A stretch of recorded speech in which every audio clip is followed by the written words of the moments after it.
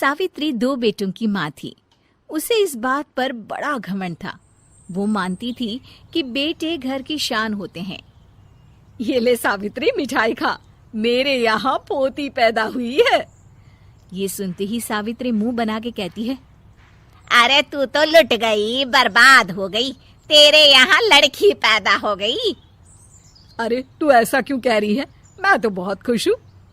अरे जब तेरी पोती के पीछे तुझे खर्चे पर खर्चे करने पड़ेंगे ना, तब ये तेरी सारी खुशी गम में बदल जाएगी। पहले लड़की की पढ़ाई लिखाई का खर्चा, फिर उसकी शादी का खर्चा। अरे आजकल की शादियाँ कितनी महंगी हो गई है। गहने बनाओ, लाखों रुपए पानी की तरह बह जाते हैं। लड़कियाँ तो सिर्फ खर्चा करवाने के लिए ही पैदा होती हैं। इस तरह लड़कियों के प्रति अपने विचार व्यक्त करते हुए सावित्री ममता को लंबा चौड़ा भाषण देके चली जाती है। अब तो आप लोग इस कहानी में सावित्री देवी का पात्र अच्छी तरह समझ ही गए होंगे। कुछ समय बाद सावित्री की बड़ी बहू भी एक लड़की को जन्म देती है। फिर क्या था, सावित्री पूरा आसमान सर पर उठा लेती है।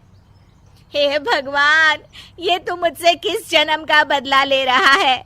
अरे मैं तो मंदिर में रोज आकर तुझसे कहती तो थी कि मुझे एक पोता चाहिए, और तूने मुझे पोती दे दी। इतनी मिठाइयाँ और प्रसाद चढ़ाने का क्या फायदा हुआ?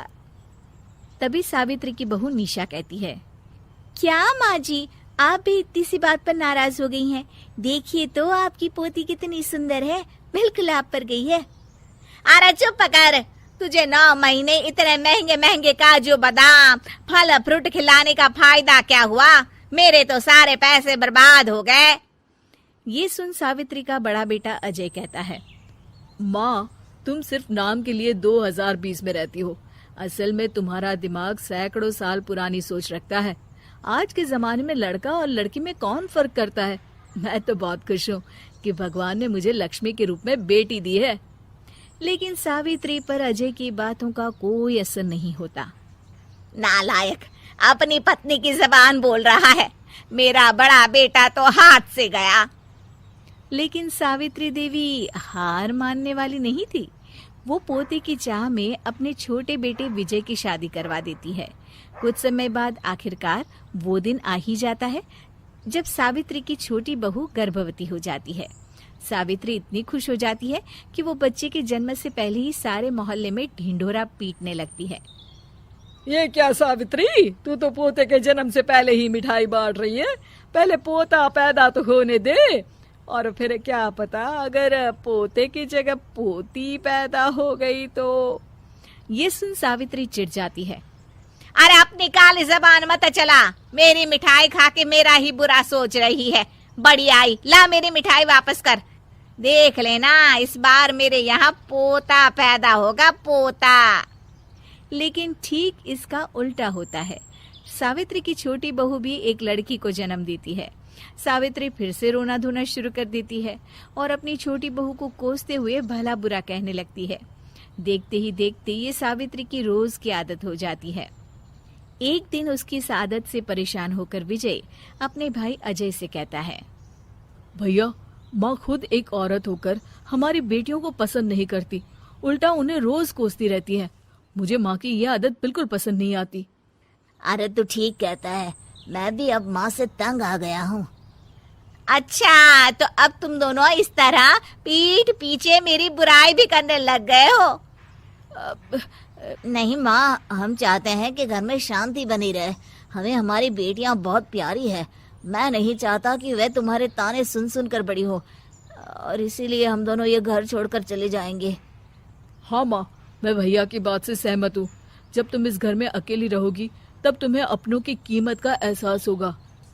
अपने दोनों बेटों के मुंह से अपनी माँ के लिए इतने कठोर शब्द सुन सावित्री भावुक और रुआंसी होकर कहती है, क्या सच में तुम दोनों मुझे इस घर में अकेली छोड़कर चले जाओगे?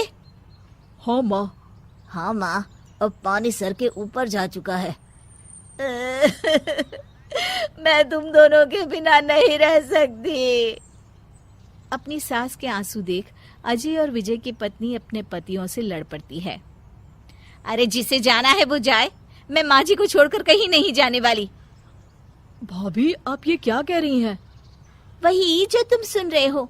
दीदी बिल्कुल सही कह रही है। हम बेटियों के संस्कार हमें सिखाते हैं कि सास माँ समान नहीं बल्कि माँ ही होती है और उस माँ की जिंदगी भर सेवा की जाती है। बेटे अपना फर्ज भूल सकते हैं, लेकिन बेटियां नहीं। आप दोनों शौक से जा सकते हैं। माँ जी, हम दोनों के रहते आपको किसी बात की फिक्र करने की जरूरत नहीं। फिर क्या था, सावित्री के ऊपर छाए बेटों के घमंड के बादल उसकी बेटी स्वरूप बहुओं के तेज के आगे आंसू के रूप में परिवर्तित होकर सावित्री की आंखों से बहने लगते हैं और वो उन दोनों को गले लगा लेती है। मैं जिंदगी भर बेटियों को कोसती रही, लेकिन आज तुम दोनों को देख मुझे समझ आ गया कि बड़े अभागे होते हैं वो लोग जिनके घर बेटियां नहीं होती।